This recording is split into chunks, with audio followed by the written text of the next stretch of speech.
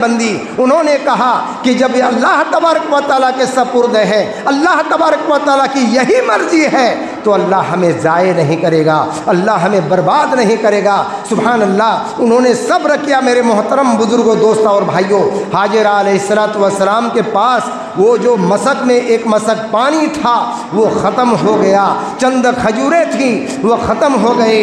اس کے بعد دونوں ماں بیٹا بھوک سے تڑپنے لگے۔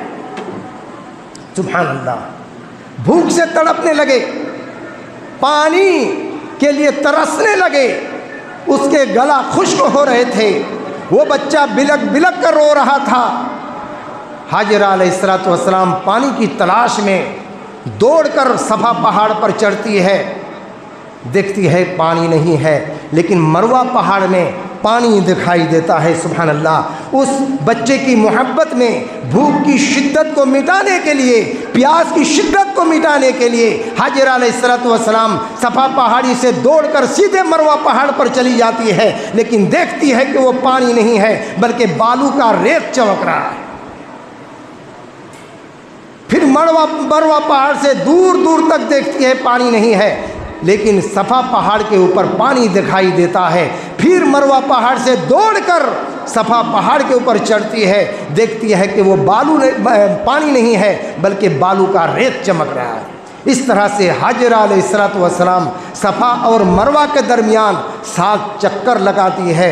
جبرائیل امین آتے ہیں میرے دوستوں اور بھائیوں، آواز لگاتے ہیں حاجرہ علیہ السلام کی طرف، آواز لگاتے ہیں۔ حضرت حاجرہ علیہ السلام نظر اٹھا کر دیکھتی ہے تو دیکھتی ہے کہ جبرائیل امین ہیں۔ سبحان اللہ، جہاں بچہ ایڑی پٹک پٹک کر کھیل رہا تھا اس جگہ جا کر حضرت جبرائیل امین نے اپنی ایڑی کو رگڑ دی، جس کی وجہ سے وہاں پانی کا جھرنا، چشمہ پھوٹ گیا۔ حضرت حاجرہ علیہ السلام دوڑ کر آتی ہے اور زمزم، یہ ایک بھاشا ہے، ایک لفظ ہے اس کے زمانے کے، زمزم زمزم کہہ کر کے پانی کو روکنے لگے، مینڈ بنانے لگے، پانی کو روکنے لگی۔ اور اس طرح سے پانی کو وہ روکنے، چونکہ جیسے ہی وہ جھرنا، وہ چشمہ جاری ہوا، زمین دھستی ہی جا رہی تھی۔ اسی لیے حاجرہ علیہ السلام اس پانی کو روک رہی تھی اور زمزم رک جا رک جا، زمزم کا معنی ہوتا ہے کہ تھم جا، رک جا، اس طرح کہہ کر میڈ بنانے لگی اور پانی کو روک دیا۔ اللہ کے نبی جناب محمد رسول اللہ صلی اللہ علیہ وسلم نے فرمایا کہ حاجرہ علیہ السلام پر احسان ہے کہ اگر میڈ نہ بناتی، پانی کو نہیں روکتی تو آب زمزم کا چشمہ پوری دنیا میں پھیل جاتا۔ میرے محترم بزرگوں، دوستوں اور بھائیوں، یہ اللہ کے نبی جناب محمد رسول اللہ صلی اللہ علیہ وسلم کا فرمان ہے۔ فلما بلغ معه السعي قال يا بني إني أرى في المنام أني أذبحك فانظر ماذا ترى قال يا أبت افعل ما تؤمر ستجدني إن شاء الله من الصابرين۔ جب بچہ کی عمر 13 سال ہو گئی، سب سے بڑی آزمائش، سب سے بڑا امتحان، سبحان اللہ، اللہ تبارک و تعالیٰ کا، اللہ کا حکم ہوتا ہے، خواب دیکھتے ہیں کہ وہ اپنے بیٹے کو کے گلا میں چھری چلا رہے ہیں، قربانی دے رہے ہیں۔ بیٹے سے فرمایا صبح کو حضرت ابراہیم علیہ السلام، قال یا بنی انی ارا فی المنام انی اذبحک فانظر ماذا تری۔ اے بیٹا، میں نے خواب دیکھا ہے کہ میں تمہیں ذبح کر رہا ہوں، دیکھو تمہاری کیا رائے ہے۔ بیٹا بھی باپ سے کم نہیں ہے۔ بیٹا کہتا ہے قال یا ابت افعل ما تؤمر ستجدنی ان شاء اللہ من الصابرین۔ اے باپ، اللہ کی طرف سے جو حکم ہوا ہے وہ آپ کر گزریے، یقیناً مجھ کو صبر کرنے والوں میں سے پائیں گے۔ باپ بیٹے کا مکالمہ ہوتا ہے، باپ بیٹے کی بات چیت ہوتی ہے، باپ بیٹا کو ذبح کرنے کے لیے تیار ہے، بیٹا ذبح ہونے کے لیے تیار ہیں، دونوں باپ بیٹا سج دھج کر گھر سے نکل جاتے ہیں۔ میرے دوستوں اور بھائیوں، شیطان ورگلاتا ہے حاجرہ علیہ السلام کے پاس۔ پتہ ہے ابراہیم نے اسماعیل کو کہاں لے گیا ہے؟ کہیں مہمان بنا کر لے گیا ہے۔ کہا کہ مہمان نہیں، اس کو قربانی دینے کے لیے لے گیا ہے، ذبح کرنے کے لیے لے گیا ہے۔ کہا کہ اے بڈھے، کیسی عقل کے خلاف بات کرتے ہو؟ ایسا کبھی ہوا ہے کہ باپ نے بیٹے کو ذبح کیا ہے؟ جو ابراہیم علیہ السلام اپنا بیٹا اسماعیل کو ذبح کرے گا تو شیطان لعین نے فرمایا یہی اللہ کا حکم ہے، اللہ کی طرف سے آرڈر ہوا ہے، اللہ کی طرف سے حکم ہوا ہے، اللہ کی یہی مرضی ہے۔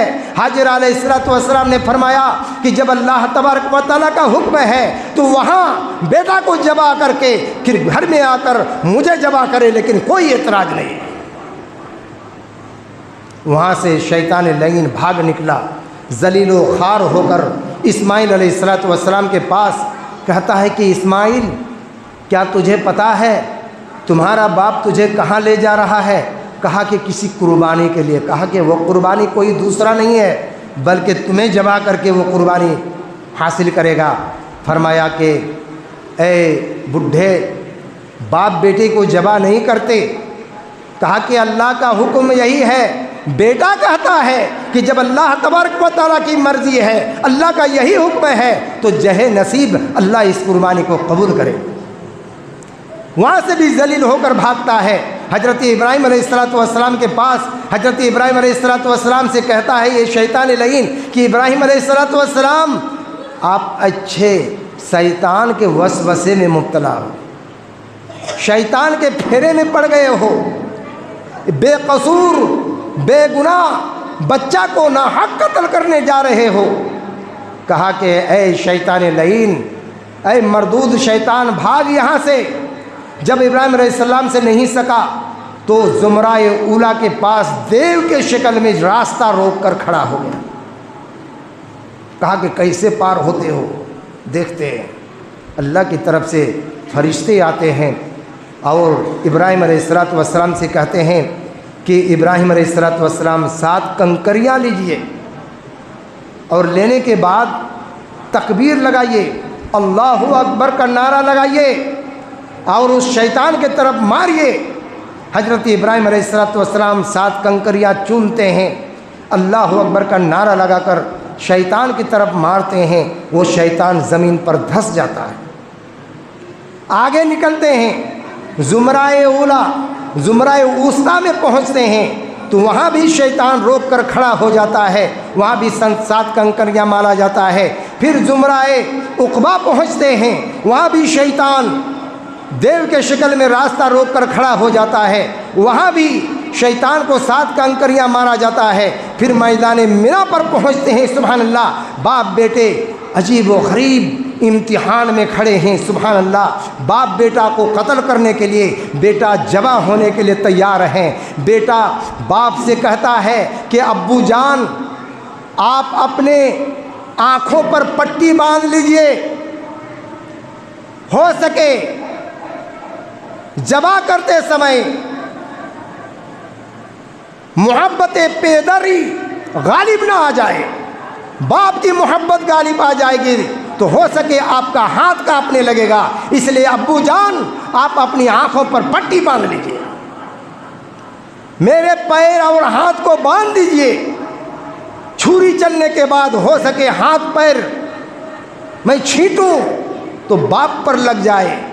سبحان اللہ، بیٹے کو باندھ دیتا ہے، باپ اپنی آنکھوں پر پٹی باندھ لیتا ہے اور بیٹے کو منہ کے بل زمین پر لٹاتا ہے اور چھری چلانے کی کوشش کرتی ہے۔ اللہ تبارک و تعالیٰ نے چھری کو خبردار کر دیا ہے کہ اے چھری، خبردار چلنا نہیں۔ حضرت ابراہیم علیہ السلام کافی کوشش کر رہے ہیں بیٹے کے گلا میں چھری چلانے کے لیے، اللہ اکبر، پوری دنیا ٹک ٹکی نگاہ سے دیکھ رہی ہے، عجیب و غریب منظر ہے۔ ادھر جبرائیل امین جنت سے ایک دمبا لے کر آتا ہے، اللہ تبارک و تعالیٰ کے حکم سے بیٹے کو جگہ سے کھینچ لیتا ہے اور اس کی جگہ پر دمبے کو رکھ دیتا ہے۔ جب کافی کوشش کے بعد چھری چلتی ہے اور اپنی پٹی کو کھولتے ہیں تو دیکھتا ہے کہ بغل میں بیٹا صحیح سلامت ہے، اسماعیل علیہ السلام صحیح سلامت ہے اور اس کی جگہ پر دمبا کے گلا میں چھری چلی۔ میرے محترم، یہ ہے تاریخ، یہ ہے اتہاس۔